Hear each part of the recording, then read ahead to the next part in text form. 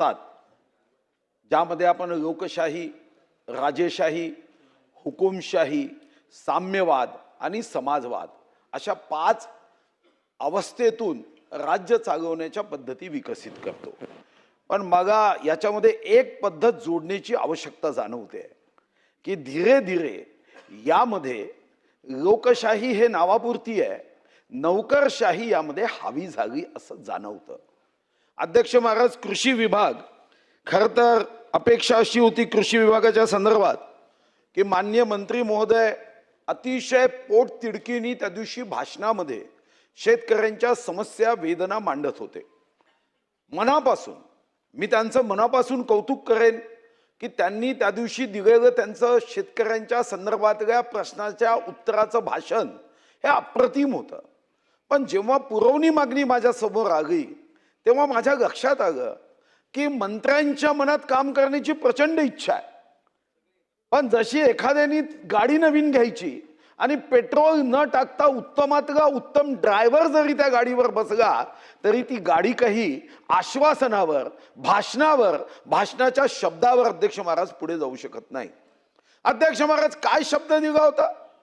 अध्यक्ष महाराज, जेव्हा पीक विम्याच्या संदर्भामध्ये आपण 1 रुपयामध्ये पीक विमा दिला आणि मला आठवतं, खरं तर इथं नावं घ्यायची नसतात, 1 रुपयाचे पीक विमा दिला, बोर्ड गावगे, फ्लेक्स बोर्ड गावगे। नंतर असं लक्षात आलं की 1 रुपयाच्या पीक विम्यावर आपण जो खर्च करतो त्यापेक्षा पायाभूत सुविधांवर केला तर तो जास्त योग्य आहे। हे खरं आहे की आरोग्य बिघडल्यावर औषधीवर खर्च करण्याच्या ऐवजी आरोग्य बिघडूच नये यासाठी जिम मध्ये जाण्यासाठी खर्च केला तर आरोग्य बिघडत नाही। आणि याच भावनेने अध्यक्ष महाराज आपण कृषी समृद्धी योजना आणली। काय सांगितलं? मी स्वतः अधिकाऱ्यांच्या भेटी घेतल्या होत्या। तुम्ही सांगितलं की 5 वर्ष दरवर्षी आम्ही 5,000 कोटी रुपये देणार आहोत। 5,000 कोटी दरवर्षी। काय सुंदर स्वप्न रंगवलं। 25,000 कोटी 5 वर्षामध्ये देऊ सांगितलं। मागच्या वर्षी शेतकऱ्यांच्या नशिबामध्ये 1 फुटी कवडी दिली नाही। या वर्षी अध्यक्ष महाराज मंत्री महोदयांनी उत्तरात सांगावं, आपण खरंच चांगले मंत्री आहात, हे मी काही माझं कोणतंच काम तुमच्याकडे नाही आहे, मी कोणा बदलीसाठी तुमच्याकडे येणार नाही किंवा माझं कोणतंच व्यक्तिगत काम माझं तुमच्याकडे राहणार नाही। काम असेल तर शेतकऱ्यांचे असेल। काय दिलं अध्यक्ष महाराज? या वर्षी सुद्धा तुम्ही कृषी समृद्धी योजनेला म्हणजे मागच्या वर्षीचे 5,000 कोटी दिलेच नाही, या वर्षी 5,000 कोटीच्या ऐवजी अर्थसंकल्पात तुम्ही 2,000 कोटी ठेवले। अरे ज्याचं अन्न खाता त्याच्याशी तर खोटं बोलू नका ना। या सर,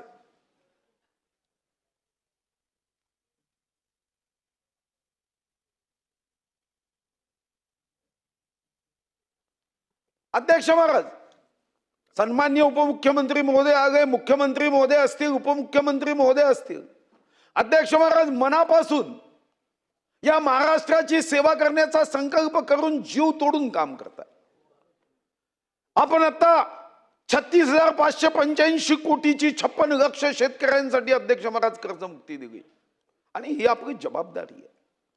आपण शपथ घेतो की माझा महाराष्ट्र, छत्रपती शिवाजी महाराजांचा महाराष्ट्र, ज्या छत्रपती शिवाजी महाराजांनी प्रतिकूल परिस्थितीत सोन्याचा नांगर हा शेतकऱ्यांच्या हितासाठी, आत्मविश्वासासाठी, महाराष्ट्राच्या अभिमानासाठी, कृषी क्षेत्रासाठी चालवला, त्या ठिकाणी अध्यक्ष महाराज आपल्या सर्वांची इच्छा असणं स्वाभाविक आहे। म्हणून माझा पहिला प्रश्न आहे मंत्री महोदय, तुम्ही कोण असे अधिकारी असतात उत्तरात येऊ द्या बरं। बाकी गोष्टींसाठी पैसा आहे ना, मी आकडे वाचत नाही, बाकी गोष्टींसाठी तुमच्याकडे प्रचंड पैसा आहे, पण तुम्हाला शेतकऱ्यांच्या कृषी समृद्धी योजनेसाठी जर तुम्ही पैसे देऊ शकत नसाल तर 1,71,00,000। आणि मी तुम्हाला दुसरा आकडा सांगतो, आज जे बेरोजगारी किंवा रोजगाराच्या संदर्भात व्हॉट्सअप युनिव्हर्सिटीमध्ये येते अध्यक्ष महाराज, 2011 ची तुम्ही जनगणना पहा, त्या जनगणनेमध्ये एकूण 4,55,00,000, 11,23,00,000 लोकसंख्येपैकी 4,55,00,000 हे रोजगारात आहे आणि या रोजगारामध्ये शेतीवर 2,60,00,000 आहे। आता 2,60,00,000 जर शेतीवर असेल आणि तुम्ही पुरवणीमध्ये अध्यक्ष महाराज फक्त आणि फक्त अध्यक्ष महाराज या संदर्भात 843 कोटी रुपये, 1,71,00,000 शेतकऱ्यांसाठी ही पुरवणी मागणी. आणि म्हणून माझी आग्रहाची की तुम्ही शेतीच्या संदर्भामध्ये तुमचा अभ्यास आहे, कारण तुम्ही शेतात घर बांधून राहता. मी शेतात घर बांधून राहत नाही, आमच्या इकडे शेती, पण मी शेतात घर बांधून राहत नाही. मग या गोष्टीचा आनंद आहे की तुम्ही स्वतः त्यामध्ये जीव ओतून काम करता आहात. तर तुमच्याकडून अध्यक्ष महाराज मग जास्त अपेक्षा आहे. महाराष्ट्रातलं सर्वात उत्तम कृषी तालुका कृषी कार्यालय कुठं असेल तर माझ्या पोंभुर्णेमध्ये आहे. जेव्हा तुम्ही महाराष्ट्रामध्ये पुरस्कार देत होते तेव्हा महाराष्ट्राचे 7 पुरस्कार माझ्या मतदारसंघातल्या पोंभुर्णेतून मी प्राप्त केले. कार्यालय तर उत्तम बांधलं मी, अप्रतिम. पण अध्यक्ष महाराज तुम्ही तालुका कृषी अधिकाऱ्यांना गाड्याही देत नाही. मग तुम्ही काही नवीन बैल वगैरे द्या, बैलावर बसून फिरता येईल का? परवा एक बैलावर कर्जमुक्तीसाठी गेला होता, गाड्या देतात का सावरकर साहेब? बाकीच्यांच्या गाड्या बघा, त्याचा अभ्यास करा, त्या गाड्यांची संख्या वाढते. पण कृषी अधिकाऱ्यांना गाड्या देताना आपण एवढं कंजूस मक्खीचूस का होतो?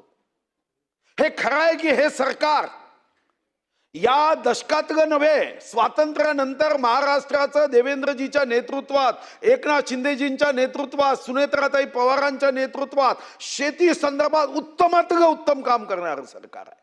आणि म्हणून अपेक्षा आहे की 10वी मध्ये मेरिट आलेल्या विद्यार्थ्यांनी 12वी मध्ये सुद्धा मेरिट यावं, ही अपेक्षा असणं गैर नाही. तुमच्याकडून आमची ही अपेक्षा आहे की तुम्ही कर्जमुक्ती दिली, त्याच पद्धतीने आज शेतीचा व्यवसाय अध्यक्ष महाराज हा या सर्व दुष्टचक्रातून बाहेर पडावा एवढीच इच्छा आहे.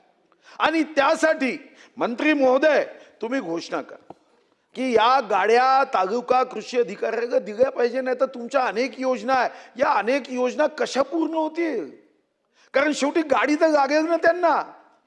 म्हणजे शेतकऱ्यांसाठी गाडी नाही, कमवणाऱ्यांसाठी गाड्या नाही, आणि रिकामे उद्योग करणाऱ्यांना मात्र सुंदर गाड्या आहे. अध्यक्ष महाराज या दृष्टीने कृषी मंत्र्यांनी याबद्दल काळजी घेण्याची आवश्यकता आहे. दुसरा मुद्दा जो शेतकऱ्यांमध्ये आम्ही जातो तेव्हा लक्षात येतं की अध्यक्ष महाराज शेतकऱ्यांच्या संदर्भामध्ये खतामध्ये फसवणूक झाली, बी बियाण्यामध्ये फसवणूक झाली, बाग विक्रीचे पैसे दिले नाही. आणि अध्यक्ष महाराज तुम्हाला माहिती आहे की शेतकरी स्वाभिमानी आहे. मी अजूनपर्यंत एखादा दुखादा अपवाद सोडला ते एखाद्या उद्योगपतींनी कर्ज आहे हजारो कोटीचं म्हणून आत्महत्या केल्याची उदाहरणं फार एखादं दुखादा आहे. पण आमच्याकडे तर 50,000चं कर्ज, 1 लाखाचं कर्ज आहे आणि ते कर्ज फेडू शकत नाही म्हणून आत्महत्या करणाऱ्या केसेस या क्षणापर्यंत माझ्या अंदाजाने 20,000 शेतकऱ्यांपेक्षा जास्त आहे. का? कारण तो स्वाभिमानी आहे, तो अभिमानी आहे, तो मातेची सेवा करतो. भूमातेची सेवा करताना त्याच्या मनात नेहमी माझ्यावर कोणाचं कर्ज नको हा भाव आहे.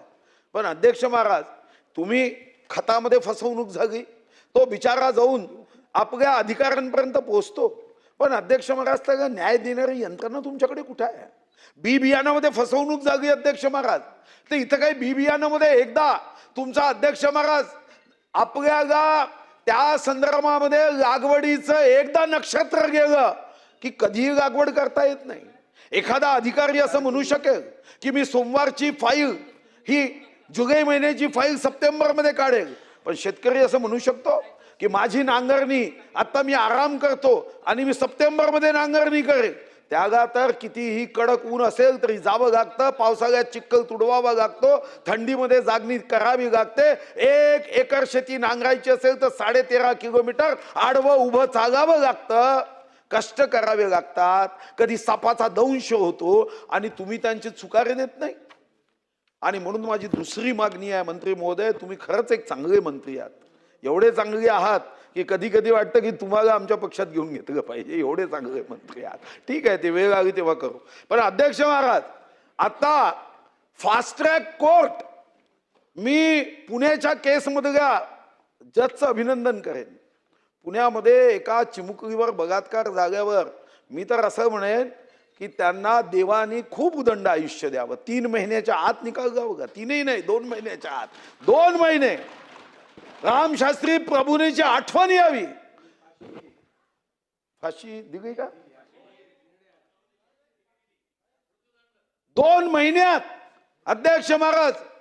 मग तुम्ही शेतीच्या संदर्भात एक फास्ट ट्रॅक कोर्ट, ज्या जिल्ह्यामध्ये सर्वात जास्त अध्यक्ष महाराज जिथं अशा पद्धतीचे गुन्हे नोंद होतात, पहिले 3च घ्या ना. मी असं म्हणत नाही एकाच वेळी 36 घ्या करा. हे तुम्ही इकॉनॉमिकल अफेन्स विंगच्या बद्दल माझी मागणी आहे. इकॉनॉमिकल अफेन्स विंग याच्यात 50% काय व्यवहार आहे, याच्यामध्ये फक्त आपल्याला दादागिरी करून पैसे वसूल करण्यासाठी इकॉनॉमिकल अफेन्स विंग आहे. राहू द्या, त्यांना काय करायचं, सबसे बडा रुपया करू द्या. पण आमची मागणी आहे ॲग्रिकल्चर अफेन्स विंग तुम्ही तयार करा. जर चुकारा दिला नाही तर तो AOW जाईल आणि AOW मध्ये त्याचा घामाचा, त्याच्या परिश्रमाचा, त्याच्या कष्टाचा, त्याच्या मेहनतीचा पैसा हा महिन्याभरात येईल. अध्यक्ष महाराज, आम्ही फोनवर फोन करतो तेव्हा वर्ष, 1.5 वर्ष, 2 वर्षांनी त्याचा चुकारायचा प्रश्न येतो. आणि म्हणून AOW तुम्ही देऊ शकता का अनुदान? अध्यक्ष महाराज, अनुदान एकतर तुम्ही कमीच देता, हे तुम्ही कुठून किंमत ठरवता मला माहित नाही, पण 100 रुपयाच्या वस्तूची किंमत तुम्ही 70 रुपये ठरवता. 70 रुपयामध्ये तुम्ही असा आव आणता की मी 50% अनुदान देतोय. खरं तर ते 50% म्हणजे 35 रुपये म्हणजे 35%च होते. आमच्या आमदार सावरकर साहेबांचा प्रचंड अभ्यास आहे. मी त्यांचं नेहमी या संदर्भामध्ये कौतुक यासाठी करतो बारीक बारीक गोष्टीकडे. मग अनुदान अध्यक्ष महाराज, शेतकऱ्यांचं अनुदान 1,71,00,000 शेतकऱ्यांचं अनुदान टाइमिंग का जात नाही हो? कर्मचारी अधिकाऱ्यांचा पगार 1 दिवस उशीर होत नाही अध्यक्ष महाराज. किती महाराष्ट्रावर आर्थिक संकट येऊ द्या, पण शेतकऱ्यांचं अनुदान देताना वर्ष 1.5 वर्ष अनुदान दिल्या जात नाही. ठीक आहे, मागच्या सरकारमध्ये शेतकऱ्यांच्या संदर्भात अनास्था असेल. अरे हे शेतकऱ्यांच्या हिताचं काम करणारं सरकार आहे. ज्या सरकारने नेहमी शेतकरी आपल्या कामाचा, आपल्या निर्णयाचा केंद्रबिंदू समजून काम केलं, यामध्ये आपण काम केलं पाहिजे. अनुदान जर दिलं नाही अध्यक्ष महाराज, काही तर कारवाई करा. आम्ही 50 पत्र पाठवल्यावरही अनुदान येत नाही. या बोटावरून त्या बोटावर, त्या बोटावरून त्या बोटावर, असं थोडी होतं. कृषी मंत्री म्हणून माझी तुम्हाला आग्रहाची सूचना आहे की तुम्ही दमदार कृषी मंत्री म्हणून हा निर्णय तुमच्याकडून अपेक्षा आहे. आणि कृषीच्या संदर्भामध्ये अध्यक्ष महाराज, माझा एक महत्त्वाचा सूचना आहे. आता मोठ्या प्रमाणावर उद्योगपती उद्योग आणताय, पण त्यासाठी विजेची गरज आहे म्हणून ट्रान्समिशन लाईन तुम्ही मोठ्या प्रमाणावर उभ्या करताय. करा, उद्योगपतींच्या हितासाठी काम केलंच पाहिजे, शेवटी तेही कर देतात. पण ट्रान्समिशन लाईन करत असताना त्याचं धोरण करा ना. त्याच्या शेतामध्ये जेव्हा तो ट्रान्समिशन लाईनचा खंबा उभा होतो, पाहून एकर शेती वाया जाते आणि तुम्ही त्याला काय देता? तुम्ही त्याच्यावर काही नवीन नियम करा की ट्रान्समिशन लाईनचा खंबा केल्यावर त्याला आजच्या दराने तेवढ्या जमिनीचं भाडं देता येईल का, किंवा त्याची नुकसान भरपाई योग्य देता येईल का, याचा विचार करा. माझ्याकडे परवा एक शेतकरी रडत आला, म्हणाला माझ्या शेतातलं पूर्ण शेतीपैकी 5% हिस्सा ट्रान्समिशन लाईन मध्ये गेला आणि त्याचाही आवाज येतो. शेती करणं कठीण जागा आहे. आणि आपण छत्रपती शिवाजी महाराजांच्या महाराष्ट्रामध्ये, आपण छत्रपती शिवाजी महाराजांचं नाव घेऊन राज्यात आलो. आपण राज्यात येताना ही अपेक्षा केली आहे की शेतकऱ्यांचं नुकसान होणार नाही याची काळजी अध्यक्ष महाराज आपण घेऊ. असं आपण जेव्हा ठरवलं आहे तर माझी विनंती आहे की या संदर्भामध्ये काम केलं पाहिजे. आमच्या पंकजाताई मुंडे यांचा दुग्ध तुमच्याचकडे आहे ना ताई?